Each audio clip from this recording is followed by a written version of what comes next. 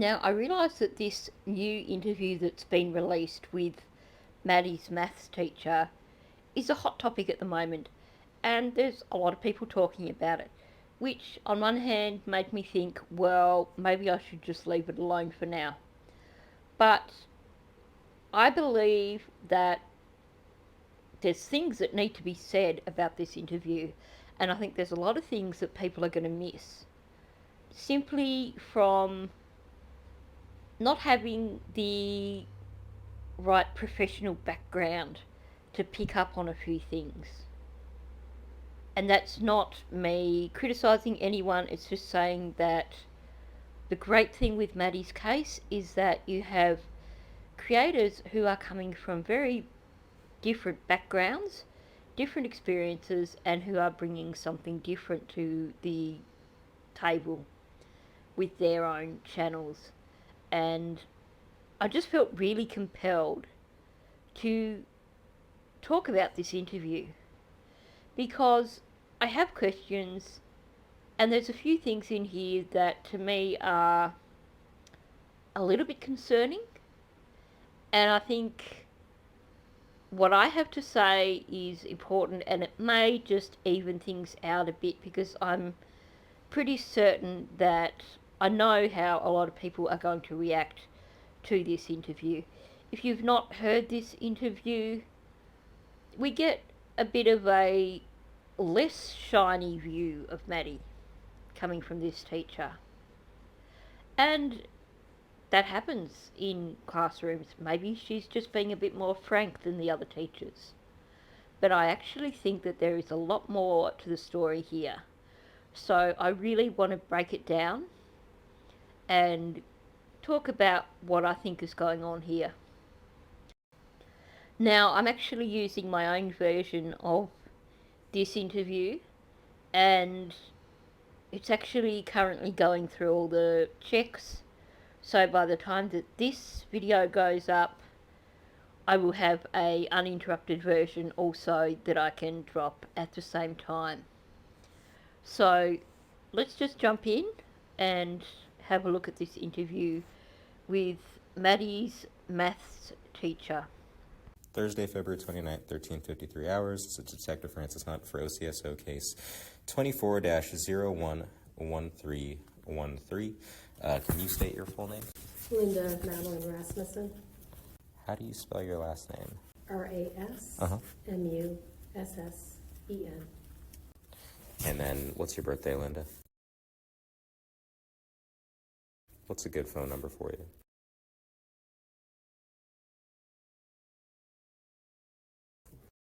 Do you mind if I get just a little bit closer to you so that thank you, cool. The phone sometimes doesn't pick everything up. Cool. So, what's your role here? 7th grade. I also teach Eagle Express in the morning tutoring. Okay. And for how long have you worked here?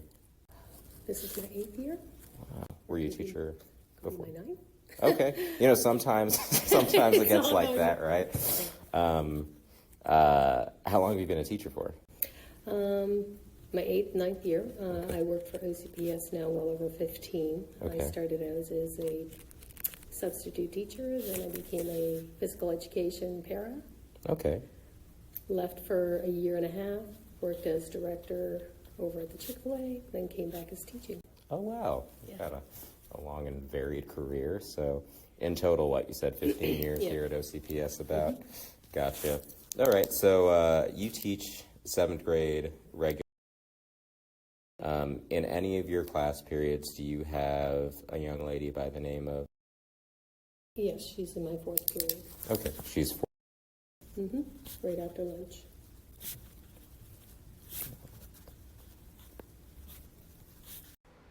Now, I'm just going to interject here because I want to point out something that is quite significant that is quite often overlooked. Now, I think we can accept that Maddie definitely was struggling with trauma, and I would say complex trauma. So a lot of what I'm going to talk about in this video relates to her issues with trauma, but I'm still going to take on board the diagnosis of ADHD because they can appear very similar, and there are a lot of things that can be mistaken for ADHD. But for the sake of this, since Maddie had a IEP or ILP, depending on what you call it in the United States, an individualised education program, which was based on a ADHD diagnosis, I think it's important to recognise both that she has a trauma background, but also to take into account that she was given an ADHD diagnosis. Now, why am I saying this? Because one of the things you so often see with children from a trauma background is that first bit of time after their lunch break is a really unsettled time for them for a few reasons. First of all, lunchtime is a noisy, chaotic time for children from a trauma background, and they spend that time in a heightened sense of fight or flight. They are totally aware of the excess noise around them. They're aware of the people in close proximity, things that other children might not worry about, put trauma children on high alert. So when they come in from a lunch break, sometimes they just really need a bit of quiet time, a bit of time to just wind back down again and re-regulate their emotions and their reactions. And to expect a child with a trauma background to just come straight in from a noisy, chaotic environment that would be a lunch environment and to focus in and work is challenging. And here's the thing, when it comes to ADHD, same thing again. There is a struggle with transitions for children with ADHD. So for them, coming in from the playground, and then chances are the other children around them are unsettled because they've just come in from the playground too. So if you have a class that's already a little bit unsettled coming in from the lunch break, that's going to make it really, really hard for a child with ADHD to focus in and start to concentrate on work. Same with trauma.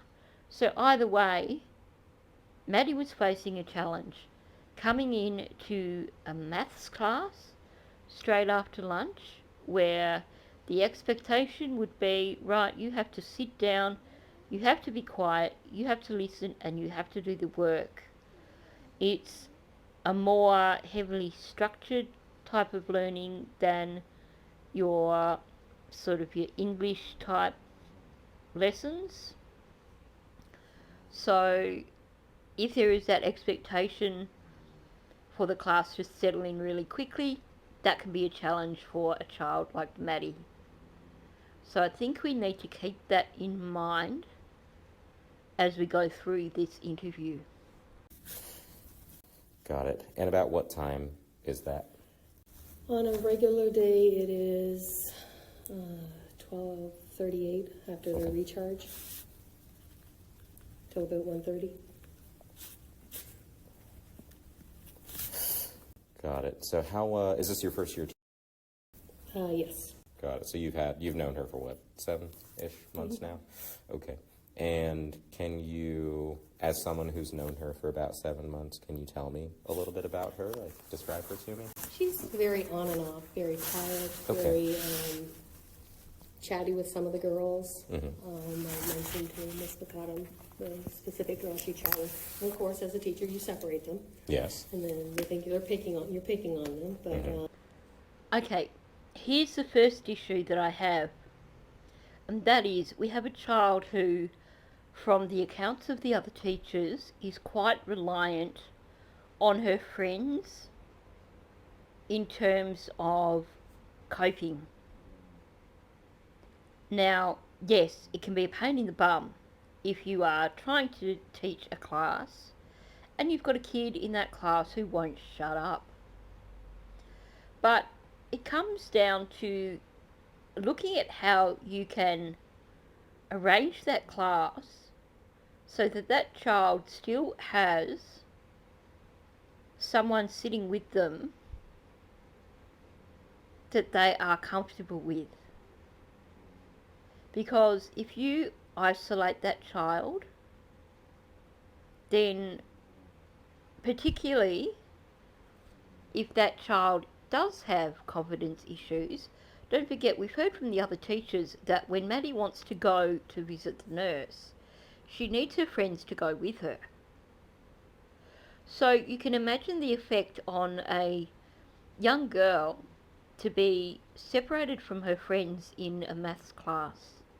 Now, we don't know if Maddie was any good at maths. It may have been one of those subjects that she really battled with. And perhaps some of that chatter could have been her trying to get help with from her friends because she was too shy to ask her teacher for help. Because you do see that. But ultimately, what's happened here is that essentially the teacher is saying here she has isolated Maddie from her support network, her friends. Yes, like I said, if you've got a kid that's being chatty in class, you do need to make some sort of change. But that change should look more like moving them to sit with the quietest of their friends. You figure out which of their friends is the more quiet student, which of their friends is the more diligent student that is likely to be a good influence and also be supportive of that child, and you have them sit together in a quieter part of the classroom, because that's the other thing you need to take into consideration here.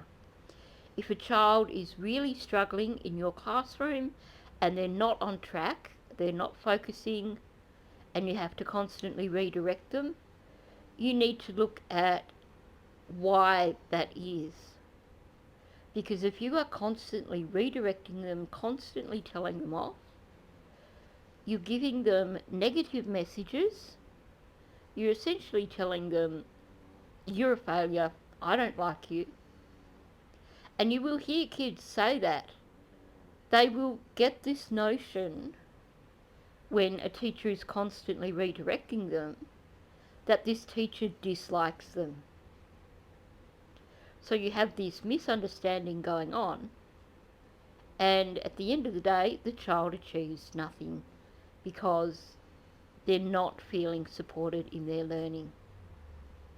So for a child like Maddie, finding a quieter area of the classroom where she can sit with just one friend and constantly checking up on her, but in a positive way. And I'll come back to that in a little while. Kind of where she would zone out a lot, to Okay. where I'd have to redirect. Hey, are you taking your notes? Do you need any help? Gotcha. Now, it's interesting hearing her talk about Maddie needing to take notes in class and her having to redirect her and ask her, are you taking your notes? So, my thoughts in terms of a maths class is that quite often if you have children who struggle then especially, around that age when you're at there or at various developmental stages, you may find it better to use. There are some utterly brilliant online learning programs that you can use, and there's a way that you can structure your class so that rather than have your entire class all trying to do work on the same thing at the same time, split them up into smaller groups of 4 or 5 kids based on their learning abilities, and structure it so that you have one group at a time working online on learning activities to support whatever you're teaching. Also, then you can sit with a group of kids and actually instruct them as a smaller group, while other groups work on structured worksheets or structured learning. Because one of the things that children with ADHD really struggle with is if they are sitting at a desk and you're up the front of the room and you're putting all these notes up for them and they have to copy them, there's actually a lot of steps to that for a child with ADHD. Because they have to focus up on the board, they have to take in what it is you are writing. Chances are, if the teacher's talking at the same time, by the time, and this is just an executive function thing, this happens quite often with ADHD kids, they're taking more time to process what it is that they've got to write down, by which stage the teacher's talking about something else and they're lagging behind. Quite often with kids with ADHD, they are going to do so much better if before the lesson you can print the notes out for them and they can sit there with the notes at their desk next to their book and they can still write them out, because then it's still a processing thing going on. But they're not trying to keep up, they're not trying to transfer attention from the board back to their book, back up to the board to the book. That's where they get lost, that's where they fall behind. Whereas if they have the notes right next to them and they can copy them straight off their desk, they fly. So I'm already seeing issues here in the structure of this class for a child like Maddie. It sounds like this may not be something that has been addressed in her IEP, and this is one instance where this was just a little bit too much for her to keep up with.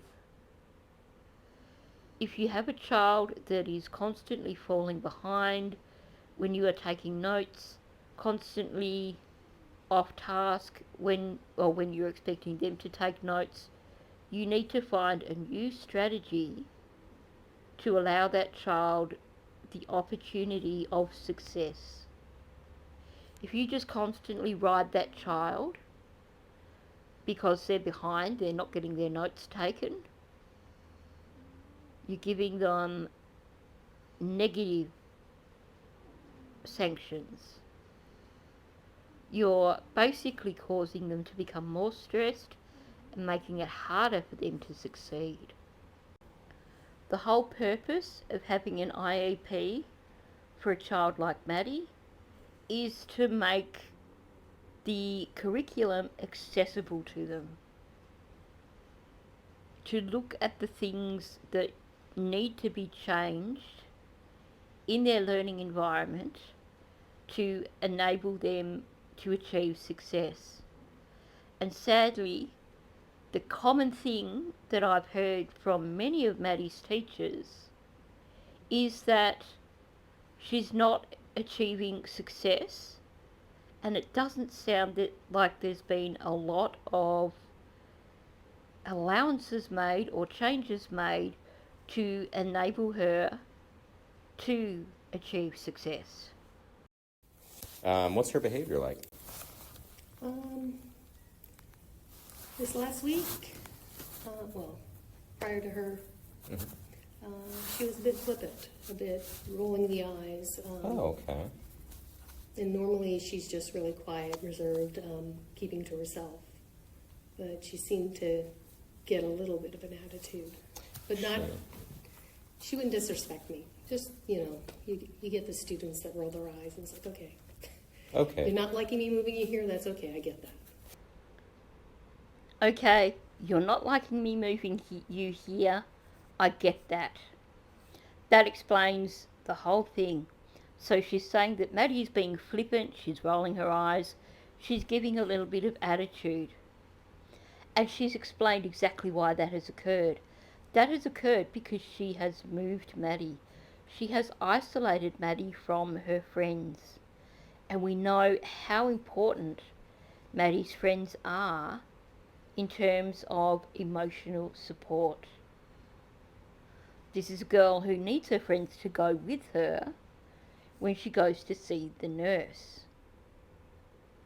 This is a girl who relies on having her friends with her. They give her that sense of safety, that sense of security. And this is something you so often see with kids from a trauma background. Isolating them is going to cause extreme distress. And she even says normally she's quiet, reserved, and keeps to herself. So, what I'm taking away here is that in the week prior to Maddie's birthday, Maddie became a little bit overly chatty. Do you think maybe this little girl was getting a bit excited because her birthday was on the weekend? And she was actually expecting quite a few friends to come to her birthday. She was expecting to get a lot of money for her birthday. Sounds like she was a little bit excited over her birthday. I'm guessing this teacher did not have a conversation with Maddie at all to try and figure out why she suddenly became so chatty. Because had she done so, she might have actually had a good, positive interaction with Maddie here and allowed Maddie to talk about her birthday and then kindly redirect her to, okay, now can you talk about that after class? Let's get back on track. But instead, she's isolated her from her friends. Maddie's behaviours, they tell me, this teacher broke Maddie's trust. There is a trust relationship that needs to exist between a student and a teacher. That student needs to believe that that teacher believes in them, that that teacher likes them, and that teacher wants them to succeed. The moment a teacher does something like this that breaks the trust, the child is going to believe that the teacher does not like them. This is a 12, 13-year-old who does not have the emotional maturity to understand why this was the choice made by the teacher. Her main concern here is that she's just been isolated from her support network, and the cause of that is this teacher. Even if the teacher is saying it's because you are talking too much, it still is going to fill this child with a sense of betrayal. There are better ways to deal with these sorts of situations rather than to isolate a child who is so dependent on their friendship group. Now, yes, sometimes you get some kids that are really obnoxious and just cannot work alongside other children. And then you might want to isolate them and have them sit on their own. But when you have a child who has an IEP, there should be things in the IEP that point to her need for support from friends. These are things, observances that should have been made in her IEP. When I hear one teacher out of 6 saying that this child, her behaviour has deteriorated, when another 5 teachers are saying that since December her behaviour has improved, her focus has improved, her learning has improved, then to me that says that this child needs more support in that classroom. There is a relationship issue here, and there is perhaps a misunderstanding of what this child needs. Now, my immediate question here would also be, has this teacher sat down with Maddie and made sure that she understands the work that they are currently doing? Because for all we know, they could have started on a new unit of work, and it could be something that Maddie is struggling to understand. But we're not hearing anything from the teacher with regards to this. All we're hearing is that Maddie was becoming a little bit too chatty, so she isolated her from her friends, she moved her away, and suddenly Maddie is being flippant, rolling her eyes, and giving a bit of attitude. Now, I will say, obviously, you can't let kids walk all over you. No teacher is going to let a child walk all over them. And it is necessary to put your foot down in the classroom. But at the same time, there's ways of doing it that allow the student to feel that you support them, that you still care about their learning, you care about their success. If you ever hear a child saying, Mrs. Such and Such hates me, then you know you've got a problem. Because the message that that child is getting is not a message of, I'm not liking your behaviour, but rather a message of, I'm not liking you. And it's important for the child to understand the difference. Maddie's reaction tells me that she didn't see a difference here. Was there anything in particular that was, like, I guess, agitating her that you can remember? She didn't seem agitated unless you spoke to her directly, or if I reminded her you need to be taking your notes, or Gotcha. stuff like that. So normal stuff, it's Yeah. just this last week she's been responding Correct. just with more attitude. Mm-hmm. Is that, I guess it's not common of her from the way you're describing. No, she's normally quiet. Like I said, she's normally quiet. She zones out to where you're having to redirect her.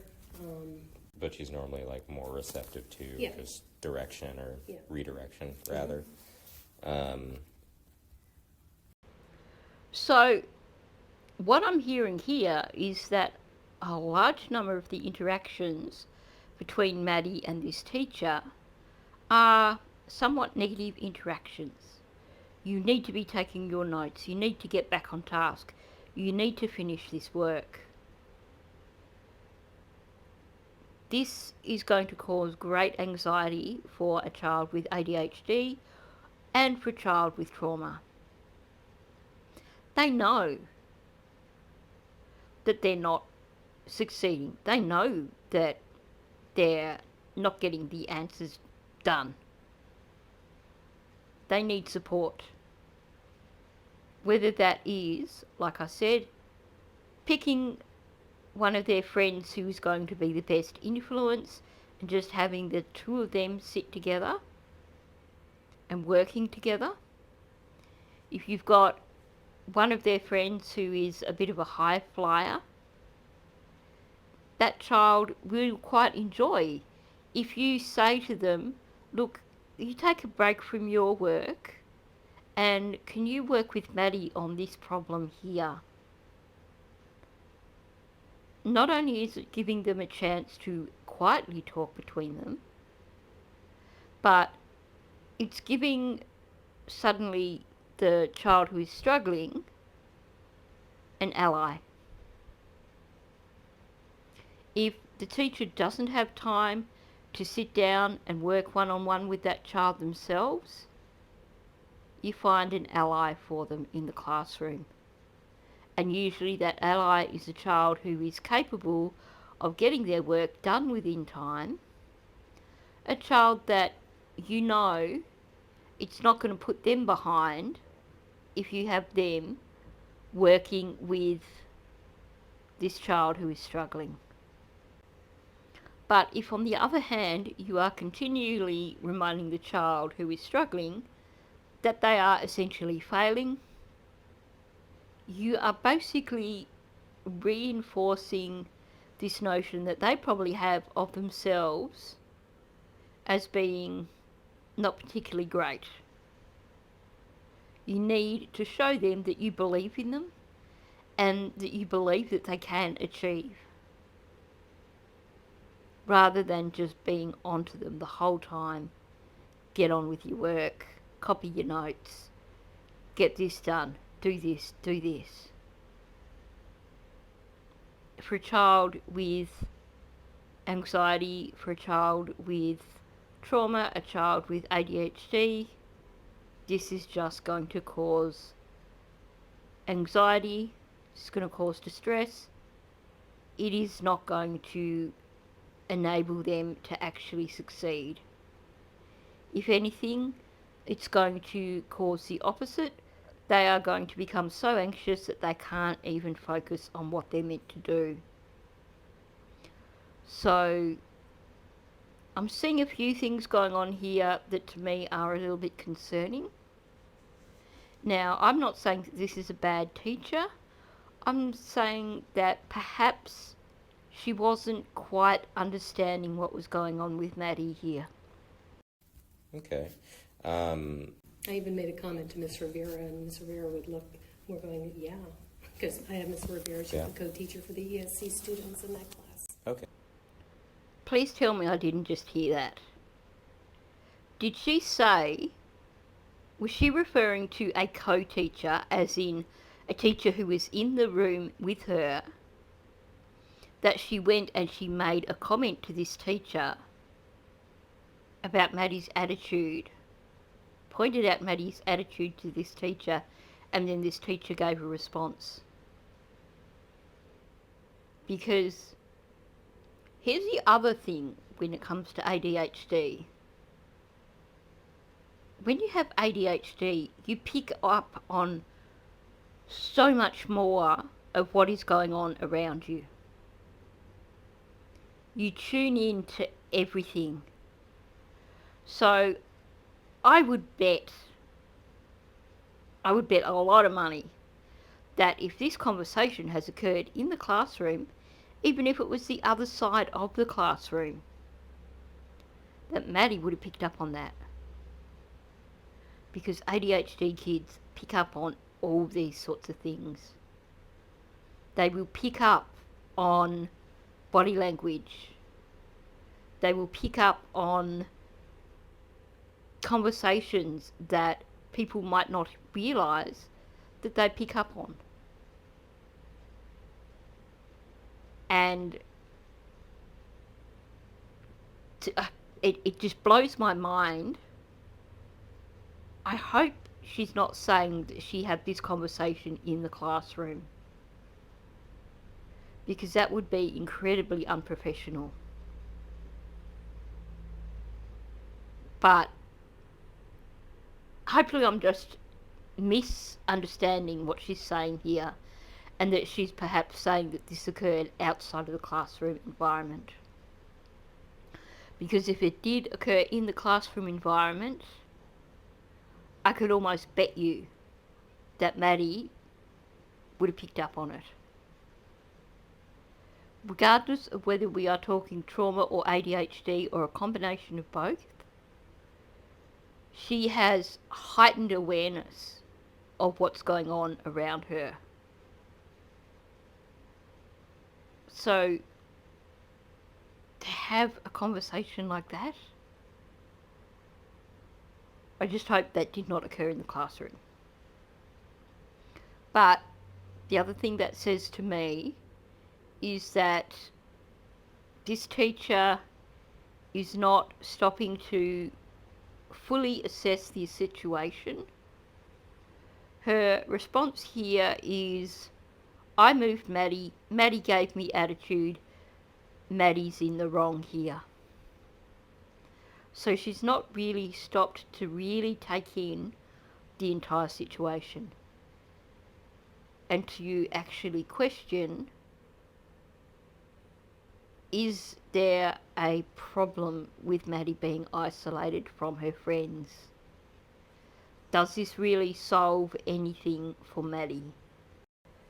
Now, I know I sound like I'm probably riding this teacher pretty hard, but one thing you encounter on occasion is teachers who are aware that a child has an IEP, but don't take the time to read it. Maybe they sit in with a meeting at the start of the year to do with the IEP, but after that they don't refer back to it. They don't make allowances for that child based on the IEP. And there's a little niggling thought at the back of my head that this teacher was expecting Maddie to behave in the same way as the other students in the class, and that she was not considering making any allowances for Maddie's needs. I may be wrong, but I certainly feel that here Maddie is being essentially punished for her difficulties. So she is in a special education program, correct? They're integrated with Okay. the regular classroom. So yeah, we have like split classes to where half the students are ESC, the other half are just regular students. Okay. Is she diagnosed with like a learning disability, or does she have trouble, I guess? She does have a what is it called? An IEP, I think. Gotcha. Okay, this teacher has had Maddie in her class for 7 months. He's just asked her, does she have a learning disability? This is when I would expect to hear, yes, she has ADHD. But she says she does have a, what are they called? IEP, I think. That tells me so much. I suspect that this teacher, in the 7 months that she's had Maddie, has not opened that IEP, has not had a look at all at what allowances need to be made for Maddie in the classroom, has not had a look at what Maddie needs in terms of adjustments for her learning. By saying she thinks Maddie has an IEP, straight up that tells me she's never set eyes on that IEP. She thinks Maddie's got one, but she's not checked it out. Maddie's been thrown into a mainstream classroom situation here, and there's been no allowances made for her needs. Regardless of whether it's trauma or ADHD, the needs are very, very similar. And unfortunately, sometimes in a situation like this, where teachers have 6 or 7 classes in a day and they see 120 students, sometimes kids like Maddie fall between the gaps. I don't know what the expectations are in terms of how much extra things these teachers are expected to do outside of planning for lessons, etc. But either this teacher has not been given enough time to sit and go through students' IEPs, or she's simply not bothered. But there's no point in creating an IEP for a student if teachers do not use that to create a supportive learning environment for that child. And sadly, I think that what is at the base of this problem here is that it appears that this teacher has not opened this IEP at any point in time, and it doesn't even appear that she knows what Maddie's problem is. He's asked her specifically, does she have a learning problem? She hasn't said, yeah, ADHD. She said she thinks Maddie has an IEP. This is not good enough. I know teachers work very, very, very long hours. But here's the thing. At the start of the school year, you need to see which students have IEPs. You need to discuss with their teachers from previous years what their learning issues are. You need to open that damn IEP and find out how you can support that child through the coming year to enable them to have access to the curriculum like every other child in your class. And is that just for, is her mental capacity that of an or is that just more a learning? No, I've noticed, aside from her being quiet or zoning out and stuff like that, no. Okay. She's just Typical. Gotcha. Okay. I like his questioning. So he's asked her if it is to do with her mental capacity. This teacher doesn't know. She hasn't been able to give a yes or a no to that. She just said about her zoning out and stuff like that. So I think this confirms to me that she's not looked at Maddie's IEP, and that she's probably not been making allowances for Maddie in her classroom. So, going back to the Maddie being flippant, rolling her eyes, giving a little bit of attitude, I'm starting to understand why. You see this over and over again with children who have struggles with ADHD, children from trauma backgrounds. When a teacher is not making allowance for these students and is expecting them to act and react and learn in the same way as every other student in the class, that student is destined to fail. And when they start to fail, the regular forms of discipline are not going to work for this child. The child is then going to believe that the teacher hates them. Trust is broken. Suddenly you get rolling eyes, a little bit of attitude.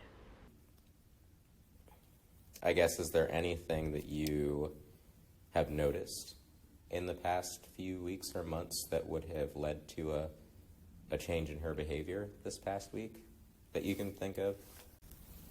I've been racking my brain on that, thinking, you know. Well, that's fine if not. Aside from this past week, I mean, to where she was more attitude, I guess, Yeah. but no.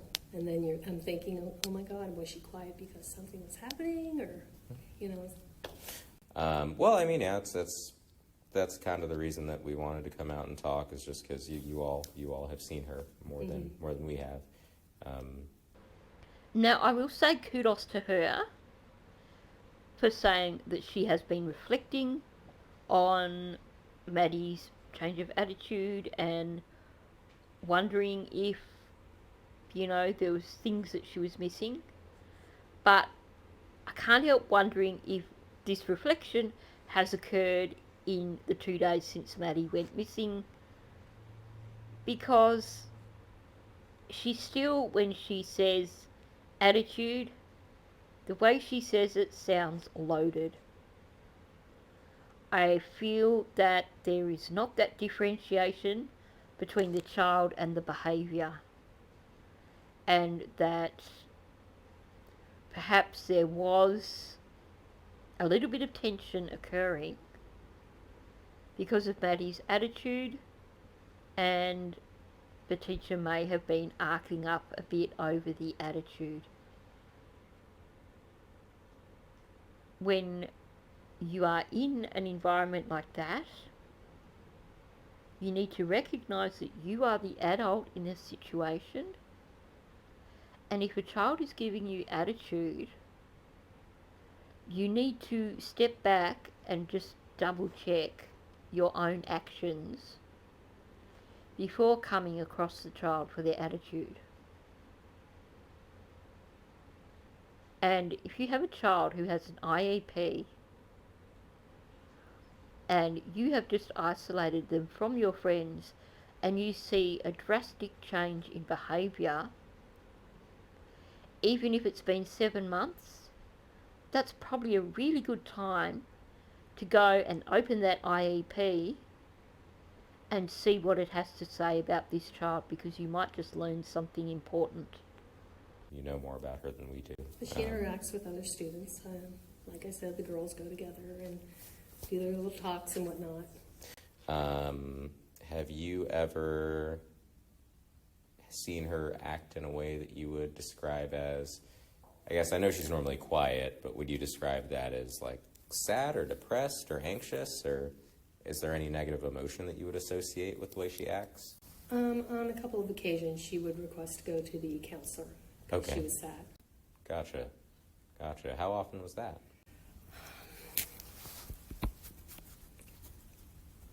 Not a huge amount of times. I mean, maybe in the time that I've had her, 3-4 times to where Okay. if I would redirect or whatnot, she would shut down and get upset. And I would ask her, do you need to go see the counselor? And she said yes. Did she ever say like what she was upset about at that point in time, or? No. Okay, there's a few different issues going on here. First of all, when a child goes to see the counsellor, then it should be on the counsellor to find out if there's any trigger and to follow through with that, whether it's giving the child strategies for dealing with that trigger, or if there's an issue in a classroom, having a conversation with that teacher about strategies that teacher can use to give support. What's happened here, this teacher has said that on instances when she has attempted to redirect Maddie, Maddie has shut down or got upset. That is not standard behaviour for a child who just simply needs redirecting to get back onto their work.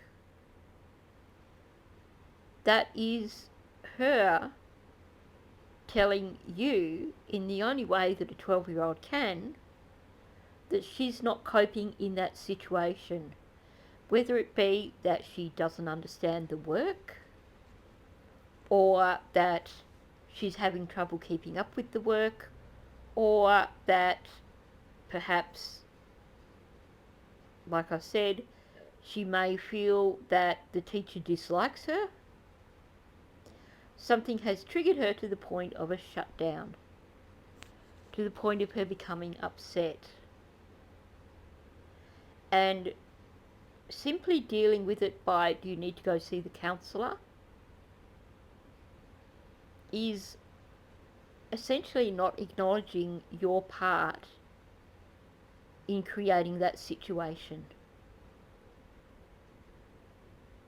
Now, I know that sounds really, really critical, but it's essential for children like Maddie to feel supported.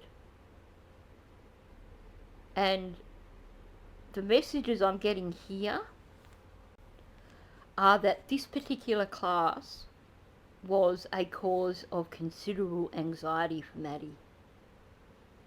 Maddie was constantly being redirected. She was constantly being told off for being off task, not getting her work done, etc. And it appears that she was not being given the support to change these behaviours. Instead, she was essentially being given negative sanctions and no opportunity for success. My question to this teacher would have been, after Maddie's been to the counsellor, next time you see her, what have you done to repair your relationship with this child? Because at the end of the day, if a child is that distraught that they have shut down in your classroom, that's on you.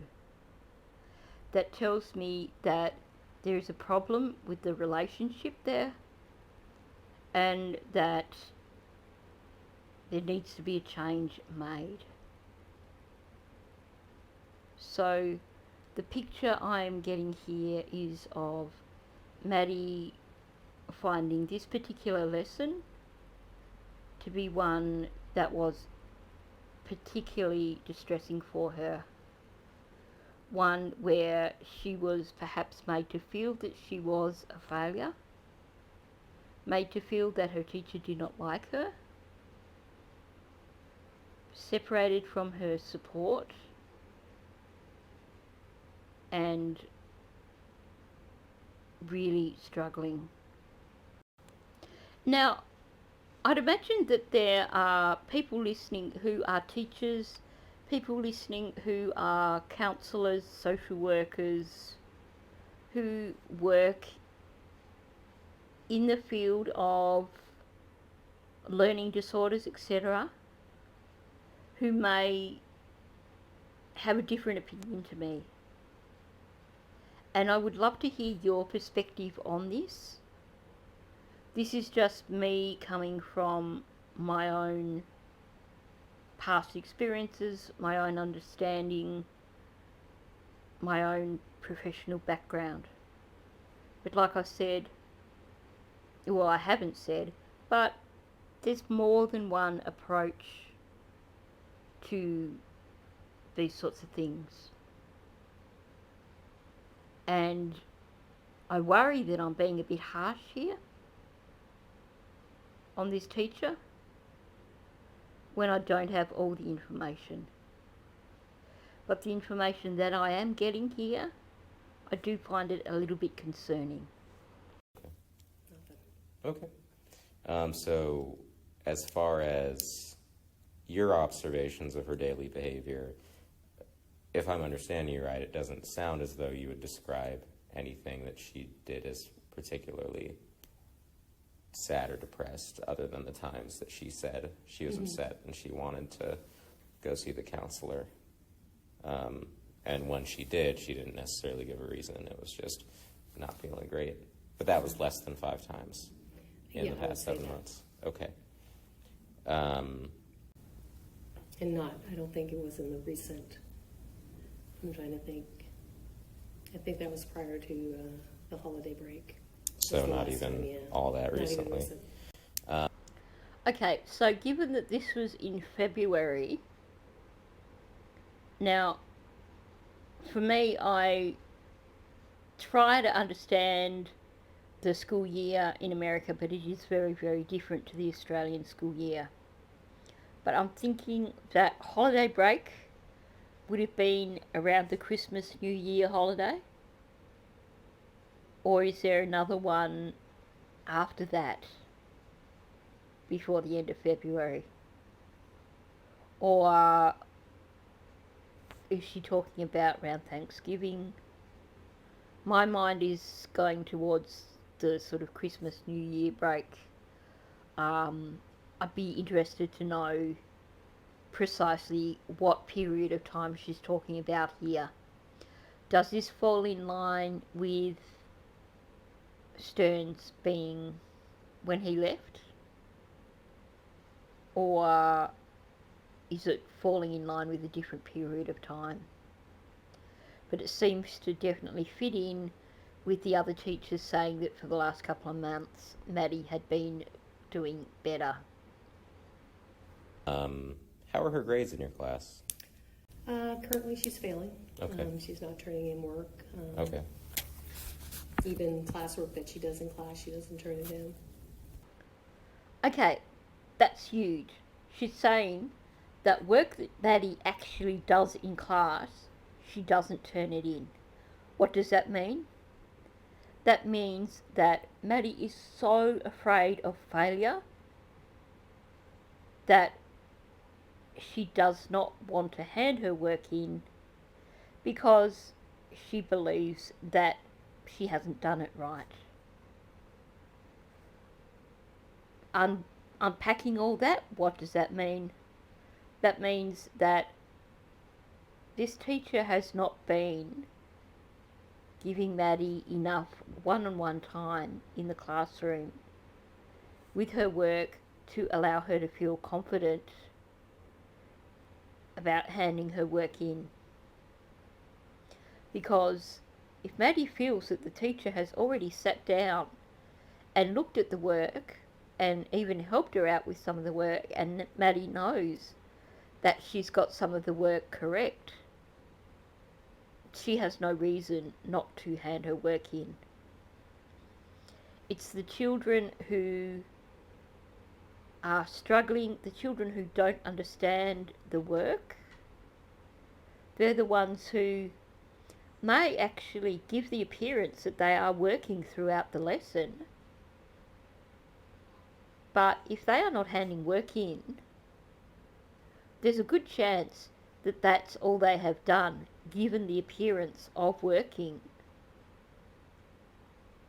because they don't know how to do the work. And they're so afraid of failure that they are not going to approach the teacher and ask for help themselves. And they're certainly not going to hand in their work because they're probably already believing that it is wrong. So if you have a child in your classroom who appears to do the work but doesn't hand it in, that shouldn't be you just going, okay, this kid's failing. That should be you make a point of spending time during the lesson with that child. Even if it's at the start of the lesson or at the start of working on a particular thing, focus on them. Get a chair, pull up a chair on the opposite side of their desk, work with them for 5 minutes.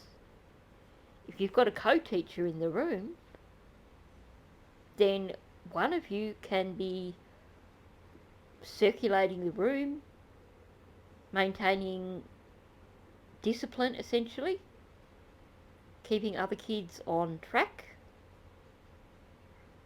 while the other teacher is focusing on the strugglers.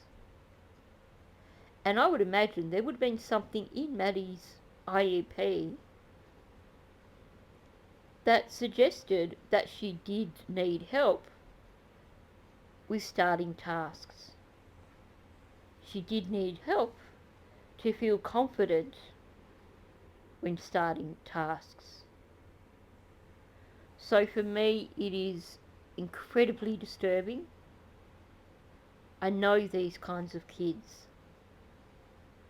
These are the kids who can go through their entire schooling without handing in work because they are so afraid of failure. And yet, all it takes is for one teacher to just spend the time to show them that they don't care if the child is getting it wrong. They care that the child is trying. And to show that they have an interest in the child. And to give them that chance to succeed. You know, it's typical for a lot of the students, like, okay, you got to turn in your work. Okay, we've got 2 weeks left in the quarter, and then they start pushing them in. But you know, Has she always been that way since starting your class, or is that more of a recent shift? more of a, she's doing it more than what she used to do it. Okay. And has that been like a gradually progressive, she's turning in Getting less it and worse, less yeah. and less? Or has there been like a definitive shift of, she Turning was it doing okay and then all of a sudden she wasn't? She's been like borderline, to where I'm not sure if it's because of the IP or not, but if I give her a test, I'd have to redirect her. You need to focus on your test. It takes a lot longer than Yeah. typical 7th grade student to do that. But Got yeah, it. recently she's not been turning in anything. Now, of course, if a child is not handing their work in class, and we are specifically talking maths now, then of course they're going to want to avoid working on a test because they've been given no opportunity to gain confidence in their abilities. If they're not handing in their work, it's because they believe that their work is wrong. Either they have no idea what they're doing and they are too afraid to ask because they are just used to looking like a dumb fool, or they're too afraid to ask because they're worried they're going to get into trouble with the teacher because they haven't got a good relationship. But either way, if you have a child that's not handing in their work at the end of class, you can be pretty certain that the level of anxiety that they are going to experience when they suddenly have to do a test is going to be through the roof. And yes, they are going to be off task for most of that test. They are almost certainly going to fail that test because even if they've got some idea of how to do it, chances are they're going to be too afraid to try. So there's a lot of things going on here. And there needs to be things happening before a child gets to the point of having to do a test where they're struggling and they don't feel confident with that test. You need to go right back to when you begin that particular unit. That's when the child needs the support to help them get through. Now, here's the other thing. If you know this child is going to fail a test, and this is me speaking out against an antiquated system, but there are other ways of assessing students. And for children who are struggling, tests are such a cause of anxiety. So, for a child like Maddie, I would actually be giving them, not just them, but working out which of your students are struggling with that particular unit of work, and either, rather than have them doing a test that they're going to fail, there's a few ways you can do it. like I said, there's some really good educational software. And some of that software, you can print out results for that child. And particularly in maths, there are some brilliant online programs where a child can work through a thing and it will explain to the child. It essentially teaches the child as they go along. And if your student is failing in a regular classroom situation, you need to be looking at other ways of supporting their learning. If that child is going to fail a test, that's on you. Unless you have done everything you can to support that child, then if you are giving them a test knowing that they are going to fail that test, what are you achieving? You are basically hammering that child down just a little bit more, just reminding them once again that they are a failure. You are showing them that they are not like the other children. So instead, either while the other students are working on the test, you can still assess.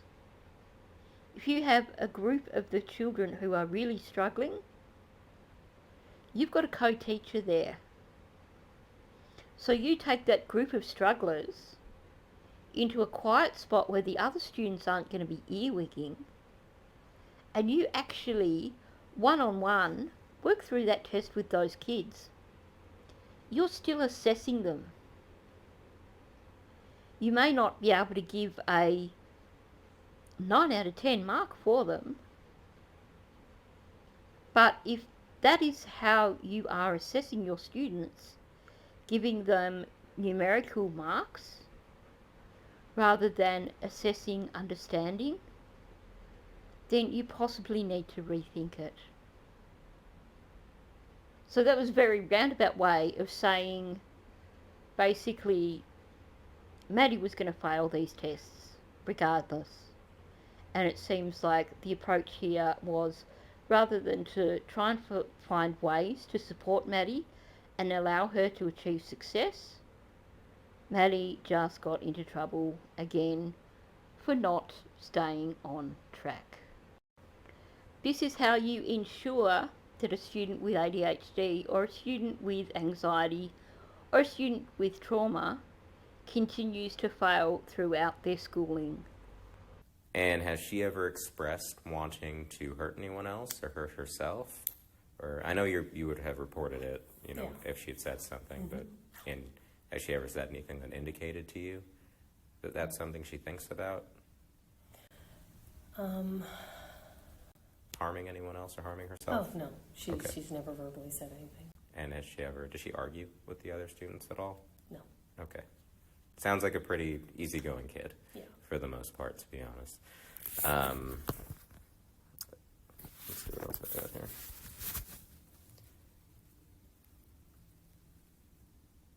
I guess in the times that you have had her, have you ever seen anything that's made you concerned for anything happening at home with either anyone else? No, nothing aside from, just a quiet student. Okay. But she's never talked about home life being uncomfortable or Not to me. expressed or acted in any way that would indicate to you she was being abused or harmed. Have you ever had any I'm trying to think. Maybe at one of the IEP meetings. I've had so many of them, so. Yeah, I bet. Not through talking points. I know they can to do makeup tests, makeup work, or whatnot. Sure. So yeah, that's Okay. about it. Nothing one-on-one. It doesn't sound like anything stands out as far as conversations with It's mom. just typical conversations with parents. Gotcha. I love the app talking point. It goes straight to the Oh yeah, text. oh yeah. Well, I'm sure before Yeah. talking point, But you aside- remember yeah. PTA meetings Oh, yeah. and all I sorts mean, of stuff. not only that, just emails, like respond to the email. But Now, she's saying here that she's had so many IEP meetings at the start of the year that she doesn't know if she's met Jen. But we know from listening to the other teachers that Jen has not set foot in that school for any kinds of meetings. I find it disappointing that you've got 6 teachers who are talking about Maddie having problems at school, and yet not one of them reached out to Jen and said, "Can you please come into the school so we can have a one-on-one conversation about your child's learning?" When it reaches a point where you are sending messages to a parent about a child needing to catch up with tests, needing to catch up with assignments and stuff, and that child is not making progress,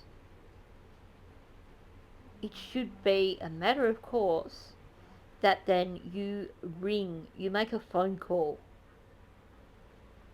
to that parent and you make arrangements for them to come into the school and have a conversation with you about their child's learning so that you can all be on the same page and you can support that child. But it seems like everyone was just too busy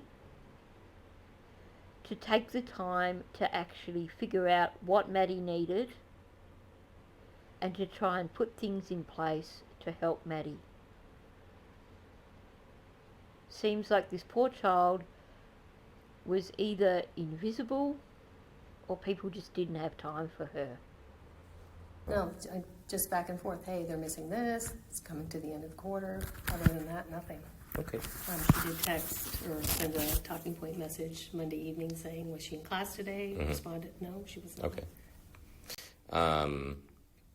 Before you go today, would you be able to print out any messages that you, if you're able to, and then give them to, I can do that.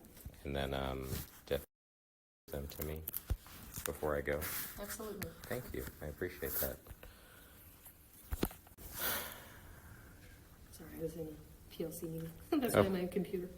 It's okay. I'm sorry to interrupt your day like No, this. it's I know okay. you're No, doing a I lot. just- It's heart-wrenching. Is there anything else important that, as someone who's known her for several months, you think that will help me or help us? The only thing I have are our math books Okay. that she takes her notes in. That's about it. Okay. Would you mind giving those to I could give them me, and so that way I can take a look through them? Sure. Thank you. I appreciate it. Well, I don't have any other questions for you. Do you have any for me while we're okay? I'm going to go ahead and end this. 14:05 hours. Now, I'm just going to say, this teacher does sound like a really lovely person. And I think she believes she's doing her best in the classroom. But I've said this in previous videos. I don't believe that there is enough training for teachers in terms of how to be supportive of children with different needs, children with ADHD, children with trauma backgrounds. And sadly, it seems that there may not have been enough time in the day to have a look at Maddie's IEP. So this teacher has gone through 7 months of the year, and it sounds like she's not looked at Maddie's IEP. She's had a meeting at the start of the year, but as she said, she had several IEP meetings at the start of the year.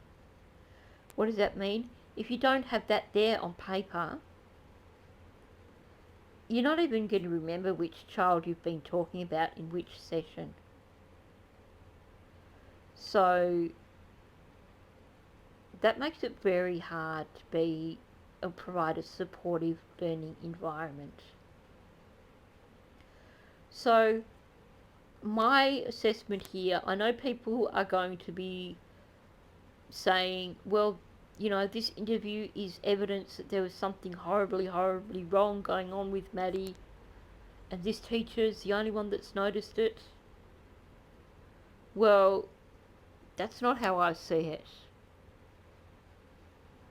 To me, I'm looking at, first of all, probably the main reason Maddie was chatty that week was because she was excited about her birthday. We know she was anticipating that birthday. She was expecting lots of friends to turn up. She was expecting to get a lot of money. This is a 12-year-old girl anticipating that brilliant 13th birthday. We've all been there. 13 was a big birthday. It was an important birthday. It was one to look forward to. So I'd imagine that in the week leading up to that birthday party, Maddie probably was a little bit excited. Don't forget, she had her birthday on the 22nd, so that's the Thursday, I think, possibly. But during the school week, meaning there would have been at least one day during the school week when she was pretty excited because it was her birthday. She would have been getting extra attention from her friends. For all we know, this incident that the teacher is talking about could have in fact occurred on Maddie's birthday.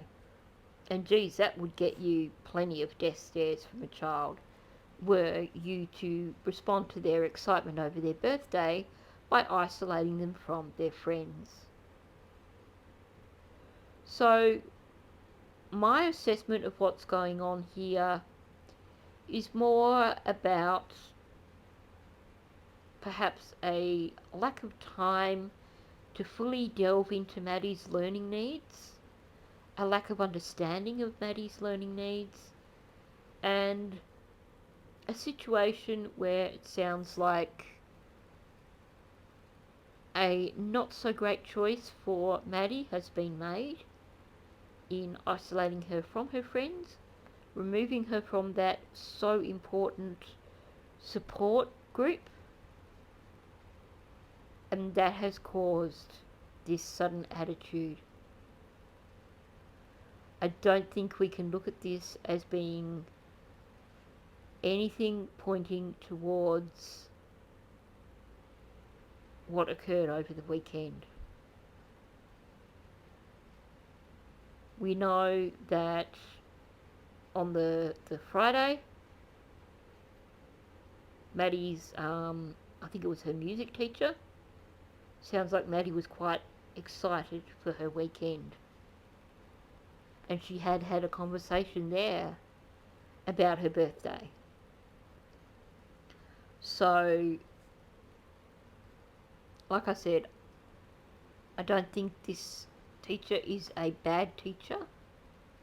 I just think she has perhaps not had the opportunity to really delve into Maddie's IEP and not quite made the right allowances for Maddie. And something's fallen, the wheels have fallen off somewhere, which has resulted in this description of Maddie having a little bit of an attitude. Now, as I said at the start of this video, my take on this interview is probably very different to other creators, but I really felt the need to speak up here and talk about what it was that I was seeing. I really am looking forward to reading people's comments, provided that they are not turned off again. Apologies for that. I really haven't quite figured out how to stop that from happening. But I'm definitely looking forward to seeing your thoughts on this particular interview. So I'll wrap it up there. If you're new to my channel, please subscribe. Also, please hit the like button. That gets this video out into the algorithm, it gets it seen by more people, and it helps me build my channel. And as I said, please leave a comment below. Hopefully the comments will be turned on. and you can leave a comment below. So thank you, and I'll catch you in the next one.